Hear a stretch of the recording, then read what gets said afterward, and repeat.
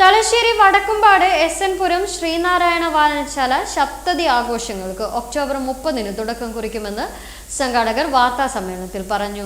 ഒരു വർഷം നീളുന്ന വൈവിധ്യമാർന്ന പരിപാടികൾക്ക് അന്നേ ദിവസം വിഖ്യാത എഴുത്തുകാരൻ എം മുകുന്ദൻ തിരി തെളിയിക്കുമെന്ന് സംഘാടക സമിതി ചെയർമാൻ മുകുന്ദൻ മഠത്തിലും സഹപ്രവർത്തകരും സപ്തതി സ്മാരക ഓഡിറ്റോറിയത്തിൽ വിളിച്ചു ചേർത്ത വാർത്താ സമ്മേളനത്തിൽ അറിയിച്ചു. പൂർണ്ണമായും ഗ്രാമവിശുദ്ധിയിൽ വളർന്നു പടർന്നു പന്തലിച്ചു നിൽക്കുന്ന വടക്കുംപാട് എസ് എൻ പുരം ശ്രീനാരായണ വായനശാല ഗ്രന്ഥാലയം പ്രവർത്തന വഴിയിൽ സംഭവ ബഹുലമായ 70 ആണ്ട് പിന്നിടുന്നു. നാടിനാകെ വിദ്യാവെളിച്ചം വിതറുന്ന അക്ഷരഗോപുരത്തിന്റെ ഒരു വർഷം നീളുന്ന സപ്തതി ആഘോഷത്തിന് ഒക്ടോബർ 30-ന് തുടക്കം കുറിക്കുന്നത്. സപ്തതിയുടെ ഓർമ്മയ്ക്കായി 13 ലക്ഷം രൂപ ചിലവഴിച്ച് പണിത auditorium doctor V Sivadasan MP ഉദ്ഘാടനം ചെയ്യും. ചടങ്ങിൽ സോമൻ കടലൂർ മുഖ്യപ്രഭാഷണം ചെയ്യും. കലണ്ടർ പ്രകാശനം കാരായി രാജൻ നിർവഹിക്കും. സപ്തതി ആഘോഷങ്ങളുടെ മുകുന്ദൻ മഠത്തിനൊപ്പം സഹഭാരവാഹികളായ Rameshan Panoli Andi, T Manoharan, K Rupesh, K Dineshan, N Ramani തുടങ്ങിയവരും വാർത്താ സമ്മേളനത്തിൽ സംബന്ധിച്ചു.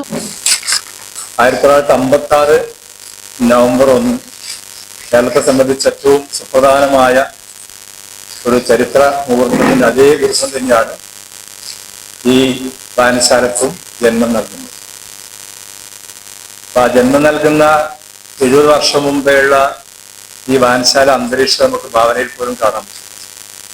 ഏതാണ്ട് ഇവിടെ വന്നപ്പോൾ ഇതൊക്കെ ഉൾക്കൊള്ളാൻ പറ്റും. വീടുകളൊന്നും ഇല്ലാത്ത ഒരു ചായപ്പിഴ, ഒരു ഓലമേഞ്ഞ ചായപ്പിഴ മാത്രമുള്ള ഒറ്റപ്പെട്ട സ്ഥലമാണ്. ആ ചായപ്പിഴ നിലനിൽക്കുന്നത് ഈ നാടൻ മത്സ്യം പിടിക്കുന്നവര്, പറമ്പിൽ പണി എടുക്കുന്നവര്, തൊഴിലാളികളും ചെത്തുതൊഴിലാളികളും കേന്ദ്രീകരിക്കുന്ന ഒരു സ്ഥലത്തിന്റെ പ്രത്യേകത വെച്ചുകൊണ്ടാണ്. ഇവിടെ വരാൻ റോഡുകളൊന്നും ഉണ്ടായില്ല. കാരണം പുഴയിലൂടെ വരണം, അല്ലെങ്കിൽ ദുർഘടമായ പകൽ പോലും ടോർച്ചടിച്ച് കറണ്ട് നമ്മൾ ഇറങ്ങി വന്നില്ല. അതൊക്കെ വന്നത് ഈ വായനശാല വന്നതോടുകൂടി വികസനത്തിന്റെ ഭാഗമായിട്ടാണ്. വായനശാല പ്രവർത്തകരാണ് ഇതിന്റെ വികസനത്തിലെല്ലാം മുൻകൈയെടുത്തത്.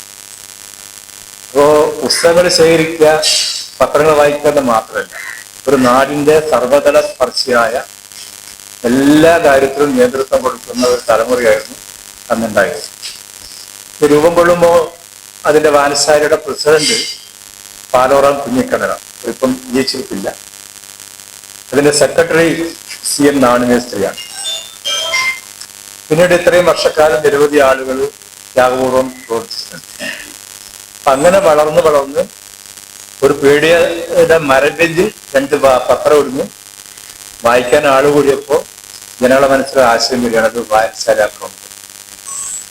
ആ വായനശാലയാക്കി ആളുകൾ വരാൻ തുടങ്ങിയപ്പോൾ ഇതിന്റെ ആ പിടിയുടെ തൊട്ട് മുമ്പ് തന്നെ, പിടിയില്ല മുമ്പ് തന്നെ ഇവിടെ ചകരി പൂട്ടുന്ന സ്ഥലമാണ്. അറിയാലോ, ചകരി പൂട്ടുന്നതിന്റെ അന്തരീക്ഷം അറിയാലോ. അവരോട് സ്ഥലം വിലക്കെടുത്ത് ചെറിയൊരു കെട്ടിടം ഉണ്ടാക്കി അവിടെ വായനശാല സ്വന്തമായിട്ട് ആരംഭിക്കുകയാണ്. ഇങ്ങനെ ലൈബ്രറി ആരംഭിച്ചു. അങ്ങനെ കെട്ടിടം ഉണ്ടായി. 1960 അഫിലിയേഷൻ കിട്ടുകയാണ്. അവിദാസൻ മാഷാണ് അതിന് മുൻകൈ എടുത്തത്. ദാസൻ മാഷ് അറിയാം. അങ്ങനെ വളർന്ന് ഒരു കെട്ടിടം ഉണ്ടായി. അത് ഉൾക്കൊള്ളാൻ പറ്റാത്ത വിധത്തിൽ വളരെ വിപുലമായ രീതിയിൽ ഇത് വളർന്നു വരികയാണ്. ശരിക്കും പറഞ്ഞാൽ 2002 ഈ പുതിയ കെട്ടിടം ഉണ്ടാക്കുന്നത്. അത് ഉദ്ഘാടനം ചെയ്തത് ജസ്റ്റിസ് VR കൃഷ്ണനാണ്. കോടിയേരി ബാലകൃഷ്ണൻ ഉൾപ്പെടെ, E നാരായണൻ ഉൾപ്പെടെ പങ്കെടുത്ത വലിയൊരു പരിപാടിയായിട്ടാണ് അത് നടത്തിയത്. രാജാറാം മോഹൻ റോയ് ഫൗണ്ടേഷൻ ഉണ്ട്, ലൈബ്രറി കൗൺസിൽ ഉണ്ട്. പക്ഷെ ഇപ്പൊ ഈ പത്രസമ്മേളനം നടത്തുന്ന ഹാള് ഈ വർഷത്തെ ലൈബ്രറിയുടെ വായനശാല കമ്മിറ്റിയാണ് നാട്ടുകാരൊന്ന് പിരിച്ചിട്ട് 13 ലക്ഷം രൂപയ്ക്ക് കണ്ടത്. ഇതിന്റെ ഉദ്ഘാടനം കൂടി 70-ാം വർഷത്തിന്റെ ഉദ്ഘാടനത്തിന്റെ ഭാഗമായിട്ട് നമ്മൾ നടത്താൻ വേണ്ടി പോവുകയാണ്. ഇതാണ് ഒരു ചരിത്രം. ഇനി നമുക്ക് പരിപാടിയിലേക്ക് കടക്കുന്നത് 70-ാം വർഷം യഥാർത്ഥത്തിൽ നവംബർ 1-നാണ് നമ്മൾ ആഘോഷിക്കാൻ വേണ്ടി